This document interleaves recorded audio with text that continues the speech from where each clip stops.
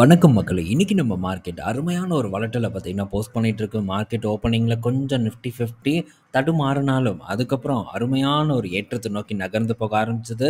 ஒரு கட்டத்தில கிட்டத்தட்ட 170 பாயிண்ட்ஸ் வரைக்கான ஒரு ஏற்றத்தை நிஃப்டி 50 போஸ்ட் பண்ணியிருந்தது. ஆனா, இப்போ கரண்ட்டா வெறும் 68 பாயிண்ட்ஸ் கிட்ட வந்து பாசிட்டிவா ட்ரேட் ஆயிட்டு இருக்கு.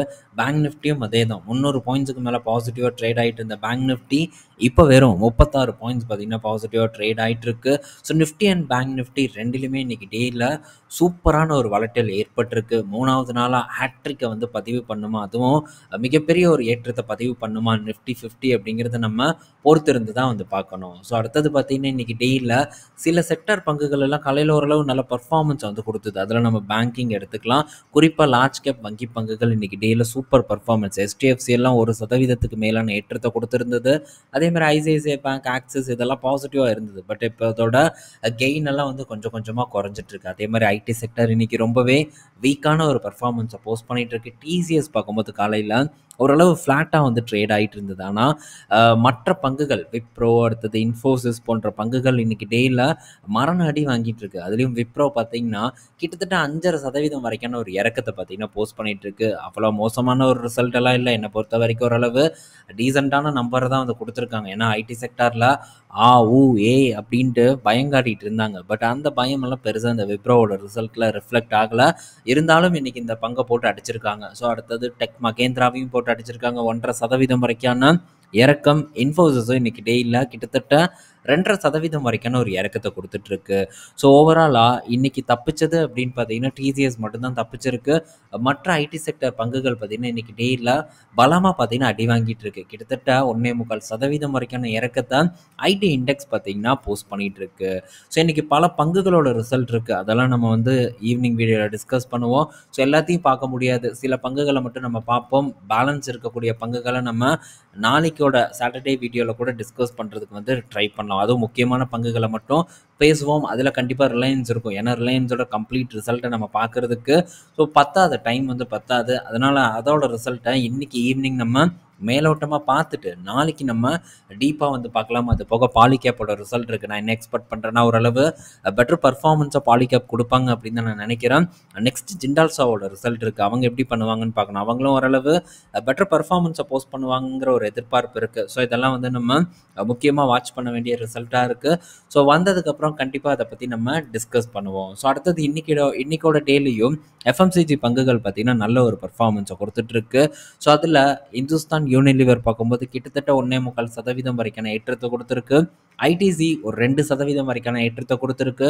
கோல்கேட் பார்க்கும்போது ஒரு 1%க்கு மேலான ஒரு ஏற்றத்தை பார்த்தீங்கன்னா டெலிவர் பண்ணிட்டு இருக்கு. ஸோ ஓவராலாக எஃப்எம்சிஜி செக்டார் இன்னைக்கோட டேலையும் நல்ல ஒரு பாசிட்டிவ் பர்ஃபார்மன்ஸ் தான் போஸ்ட் பண்ணிட்டு இருக்காங்க. ஸோ இந்த ரேலி தொடருமாங்கிறத நம்ம வெயிட் பண்ணி தான் வந்து பார்க்கணும். பட் நடக்காதுன்னு நான் நினைக்கிறேன். எஃப்எம்சிஜி கம்பெனிஸோட பர்ஃபார்மன்ஸ் இந்த குவார்ட்டரில் பெரிய அளவுக்குலாம் வந்து இருக்காது. ஃப்ளாட்டாக தான் வந்து பண்ண போகிறாங்க. மேபி நெக்ஸ்ட் குவார்ட்டர் நல்லா பர்ஃபார்ம் பண்ணுவாங்க. இடப்பட்ட டைமில் நமக்கு வாய்ப்பு கிடைச்சதுன்னா வாங்குறதுக்கு ட்ரை பண்ணுவோம். ஐடிசியில் கிடைச்சது அந்த வாய்ப்பை நம்ம கரெக்டாக வந்து யூட்டிலைஸ் வந்து பண்ணியிருந்தோம். ஸோ ஹெச்யூஎல்ல முன்னாடி கிடைச்சது தான். அதுக்கப்புறம் வந்து எந்த ஒரு ஆப்பர்ச்சுனிட்டியும் கிடைக்கல. ஸோ கோல்கேட் அண்ட் இந்த ஜோதி லேபில் ஆப்பர்ச்சுனிட்டியை வந்து பிடிச்சிருக்கோம். ஸ்டில் ஆப்பர்ச்சுனிட்டி இருக்குது. ஸோ அது பார்ப்போம் எந்த அளவுக்கு ஒரு பர்ஃபார்மன்ஸை வருங்காலத்தில் கொடுக்குதுன்ட்டு. நெக்ஸ்ட் பார்த்தீங்கன்னா ரிலையன்ஸோட ரிசல்ட் நம்ம டிஸ்கஸ் பண்ணது தான். ஒரு 26% வரைக்கும் அவங்களுடைய ப்ராஃபிட் வந்து ட்ராப் ஆகும் அப்படின்ட்டு ஒரு அப்டேட்டை வந்து கொடுத்துருக்காங்க. பார்ப்போம். மேபி மேக்ஸிமம் இவங்க சொல்கிறதெல்லாம் பல நேரங்களில் நடக்காமல் தான் வந்து போகும். ஸோ 26% இவங்களுடைய ப்ராஃபிட் வந்து டிக்ளைன் ஆகுது அப்படிங்கிற பட்சத்தில் ரிலையன்ஸில் ஒரு நல்ல கரெக்ஷன் கூட வந்து ஏற்படலாம். ஸோ ஓரளவு டிக்ளைன் நடக்கலாம். ஸோ இன்கேஸ் திரும்ப நமக்கு ஒரு ஆப்பர்ச்சுனிட்டி ரிலையன்ஸில் கிடைச்சதுன்னா அக்யூமுலேட் பண்ணுறதுக்கு நம்ம ட்ரை பண்ணுவோம். ஸோ லாங் டேர்மில் இந்த ஸ்டாக்கில் நான் ரொம்பவே வந்து புல்லிஷாக இருக்கேன். ஸோ பெரிய ஒரு ஆப்பர்ச்சுனிட்டியும் பார்த்தீங்கன்னா இந்த ரிலையன்ஸ் இண்டஸ்ட்ரீஸில் நான் எக்ஸ்பெக்ட் பண்ணிட்டு தான் இருக்கேன். ஸோ ஆல்ரெடி வந்து குவான்டிட்டிஸ் வந்து பில்ட் பண்ணியிருக்கு. திரும்ப வாய்ப்பு கிடைச்சதுன்னா கண்டிப்பாக பார்த்தீங்கன்னா இந்த ரிலையன்ஸை வந்து நான் ஃபோக்கஸ் பண்ணுறதுக்கு ட்ரை பண்ணுவேன். ஸோ நெக்ஸ்ட்டு பார்த்தீங்கன்னா ஏஷியன் பெயிண்ட் இன்றைக்கி டேயில் அங்கே இங்கேன்ட்டு நல்ல ஒரு வளட்டல் இருந்தாலும் ஏஷியன் பெயிண்ட் கிட்டத்தட்ட 5% வரைக்கான ஒரு ஏற்றத்தை வந்து கொடுத்துட்ருக்கு. ஸோ ஏஷியன் பெயிண்ட் அப்படின்னு எடுத்தாலே அந்த பக்கம் பிர்லா ஒப்பஸை கொண்டு வந்து நிறுத்திடுறாங்க. ஒரு பக்கம் போட்டி போட்டி அப்படின்ட்டு சமூக வலைதளங்களில் பெரிய அளவுக்கு ஊதி பெரிதாக்கி கொண்டு இருக்கக்கூடிய ஒரு விஷயமாகவும் இந்த விஷயம் இருந்துட்டு இருக்கு. ஸோ இப்படி பண்ணியே பிர்லா ஒப்பஸ் பெரிய அளவுக்கு மார்க்கெட்டிங் பண்ணிடுவாங்கன்னு நான் நினைக்கிறேன்.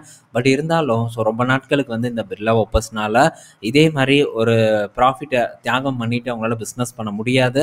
இதை பற்றி நம்ம இன்னொரு நாள் இதுக்கு முன்னாடி கூட வந்து டிஸ்கஸ் பண்ணியிருக்கோம். ஸோ இப்போதைக்கு ஏஷியன் பெயிண்ட் என்ன ரீசன்னால ஏறி இருக்குன்னு பார்த்தீங்கன்னா, ஸோ ஃபெஸ்டிவ் சீசன் வருது, அது போக க்ரூடோட ப்ரைஸ் வந்து டிக்ளைன் ஆகிருக்கு. ஸோ இது ஏஷியன் பெயிண்ட்டுக்கு ஒரு நல்ல செய்தியாக வந்து இன்றைக்கி மார்க்கெட்டில் கருதி இன்றைக்கி டெய்லியில் ஒரு ஏற்றத்தை பார்த்திங்கன்னா கொடுத்துருக்காங்க. ஆல்மோஸ்ட் என்னுடைய காஸ்ட்டு கிட்ட பார்த்திங்கன்னா ஏஷியன் பெயிண்ட் வந்துருச்சு. ஆனால் இதுக்கு முன்னாடி கூட வந்துட்டு திரும்ப பார்த்திங்கன்னா ஒரு இறக்கத்தை போட்டிருக்கு. ஸோ ஆல்ரெடி நான் வந்து இதை ஃபோக்கஸ் பண்ணியிருக்கேன் 2,200 வரைக்கும். மேபி திரும்ப வாய்ப்பு வந்ததுன்னா அப்போ இதை ஃபோக்கஸ் பண்ணுறதுக்கு நான் ட்ரை பண்ணுவேன். அப்படி நான் பண்ணினேன்னா கண்டிப்பாக அந்த அப்டேட் உங்கள் கூட நான் ஷேர் பண்ணுறேன். ஸோ இந்த இடத்துல ரிஸ்க் எடுத்திருக்கேன். கொஞ்சம் இந்த செக்டாரே ஸ்லோ டவுன் ஆகிருக்கு. பட் இருந்தாலும் இந்த கம்பெனி இந்த பங்கு ஒரு நல்ல பர்ஃபார்மன்ஸை கொடுக்கும் அப்படிங்கிற ஒரு எதிர்பார்ப்பு இருக்குது. ஸோ ரிசல்ட்டை பார்ப்போம் என்னத்தை வந்து இவங்க கழட்டுறாங்கன்ட்டு. அடுத்தது வேர்ல்பூல் இன்னைக்கு டேயில் கிட்டத்தட்ட 10% வரைக்கான ஒரு ஏற்றத்தை கொடுத்துருக்கு. என்ன காரணம்னு பார்த்தீங்கன்னா, பேரண்ட் கம்பெனி கூட ஒரு லைசன்ஸ் அக்ரிமெண்ட் போட்டிருக்காங்க. 2029 வரைக்கும் ப்ராடக்ட் லைசன்ஸ் இருக்கும். ஸோ புதுசாக வர ப்ராடக்ட்ஸோட லைசன்ஸும் வந்து கிடைக்கும் அப்படிங்கிற மாதிரி ஒரு டேட்டா வந்து கொடுத்துருக்காங்க. இதனால் வேர்ல்பூல் பார்த்தீங்கன்னா கிட்டத்தட்ட 10% வரைக்கான ஏற்றத்தை கொடுத்துருக்கு. இன்னைக்கு மற்ற பங்குகள், அதாவது இந்த வோல்டாஸ், ப்ளூ ஸ்டார், இதெல்லாமே அப்படியே பார்க்கும்போது பாசிட்டிவாக தான் வந்து ட்ரேட் ஆகிட்டு இருந்தது. எல்ஜி பார்க்கும்போது அப்படியே கொஞ்சம் ஸ்லோ டவுன் ஆகிருக்கு. ஒரே ப்ரைஸ் அந்த 1650 1700 தான் வந்து ட்ரேட் ஆகிட்டு இருக்கு. ஸோ எப்படி பர்ஃபார்ம் பண்ணுறாங்கங்கிறத நம்ம பொறுத்திருந்து வந்து பார்ப்போம். ஸோ வேர்ல்பூல் கடந்த ஒரு 2 நாட்களாக ஒரு நல்ல பர்ஃபார்மன்ஸை கொடுத்துட்ருக்குது. பார்ப்போம் இதே ஒரு எல்ஜிக்கும் தொடரும் அப்படின்னு தான் எதிர்பார்ப்பு என்கிட்ட வந்து இருக்குது.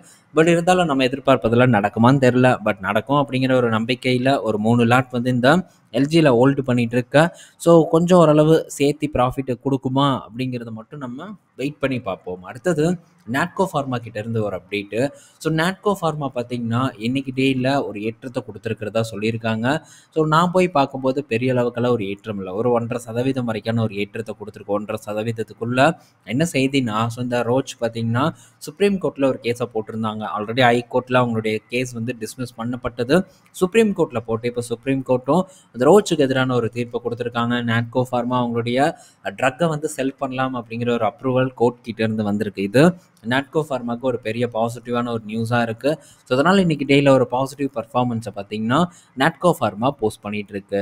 ஸோ மற்ற ஃபார்மா பங்குகள் கிட்ட அந்தளவுக்கு ஒரு பர்ஃபார்மன்ஸ் இல்லை. ஸோ ரெட்டி பார்க்கும்போது ஒரு 1% நோக்கி போனாலும் ஸோ மற்ற ஃபார்மா பங்குகள் கொஞ்சம் ஸ்லோ டவுனாக தான் இன்றைக்கி டேயில் இருந்துட்டு வந்துட்டுருக்கு. அடுத்தது Bharat forge and Rolls Royce 2 பேரும் பார்த்திங்கன்னா ஒரு புது அக்ரிமெண்ட்டை வந்து போட்டிருக்காங்க. ஸோ அதாவது ரோல்ஸ் ராய்ஸோட நெக்ஸ்ட் இந்த பேர்ல் இன்ஜினோட அந்த ரெக்கைகளை, அந்த கரெக்டாக என்ன சொல்கிறது, ரெக்கைகள்னே நம்ம சொல்லலாம். இந்த பிளேட்டை பார்த்திங்கன்னா பாரத் ஃபோர்ஜ் பார்த்திங்கன்னா தயாரித்து கொடுக்க போகிறதா ஒரு அப்டேட் வந்து கொடுத்துருக்காங்க.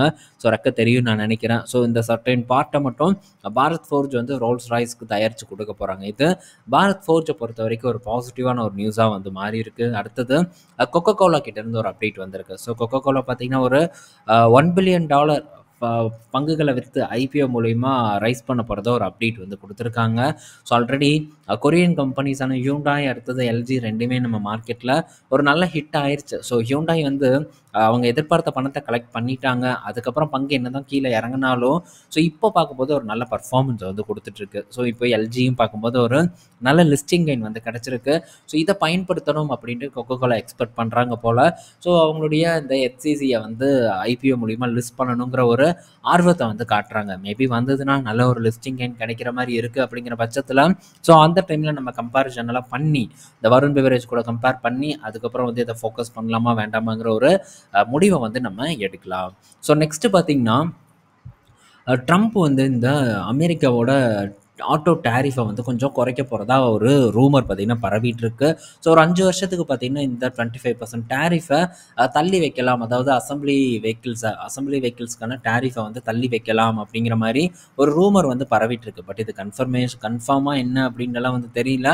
பட் இப்படி ஒரு செய்தி வந்து பரவிட்டுருக்கு. மேபி இந்த மாதிரி நடந்ததுன்னா so Ford, general Motors, Stellantis போன்ற நிறுவனங்களுக்கெல்லாம் இது ஒரு பெரிய பாசிட்டிவான ஒரு நியூஸாக இருக்கும். பட் ட்ரம்ப் என்ன பண்ணுறாங்க அப்படிங்கிறதெல்லாம் நம்ம பெருசாலாம் வந்து யூகிக்கவே முடியாது. இன்றைக்கி ஒன்று பண்ணுவோம், நாளைக்கு ஒன்று பண்ணுவாங்க. அதனால் ஸோ ட்ரம்ப் என்னமோ வந்து சொல்லிட்டு போகிறாங்க, நம்ம லாங் டேர்ம் ஃபோக்கஸ் பண்ணுவோம், நல்ல ஒரு ஆப்பர்ச்சுனிட்டி கிடைச்சதுன்னா அந்த வாய்ப்பை நம்ம கைப்பற்றுறதுக்கு மட்டும் நம்ம ட்ரை பண்ணுவோம். ஸோ நெக்ஸ்ட்டு டொயோட்டோ கிட்ட இருந்து ஒரு பெரிய ஒரு அப்டேட் வந்து கொடுத்துருக்காங்க. ஸோ டொயோட்டோ அடுத்த ஒரு லக்ஸரி பிராண்டாக அவங்களுடைய செஞ்சுரி பிராண்டை வந்து இப்போது தனியாக வந்து ஸ்டாண்டலோனாக பொசிஷன் பண்ணுறாங்க. ஸோ பிரித்து வந்து பண்ணுறாங்க. லெக்ஸஸ்க்கு மேலே பார்த்தீங்கன்னா இந்த செஞ்சுரி பிராண்ட் இருக்கும் அப்படிங்கிற ஒரு அப்டேட்டும் வந்து கொடுத்துருக்காங்க. ஸோ டைரெக்டாக பார்த்தீங்கன்னா ரோல்ஸ் ராய்ஸ், பென்ட்லி போன்ற நிறுவனங்கள் கூட இந்த கார் வந்து போட்டி போடும் அப்படிங்கிற ஒரு அறிவிப்பு வந்திருக்கு. பட் இந்த செஞ்சுரி பார்த்தீங்கன்னா ஆல்ரெடி பழைய ஒரு பிராண்டு தான்.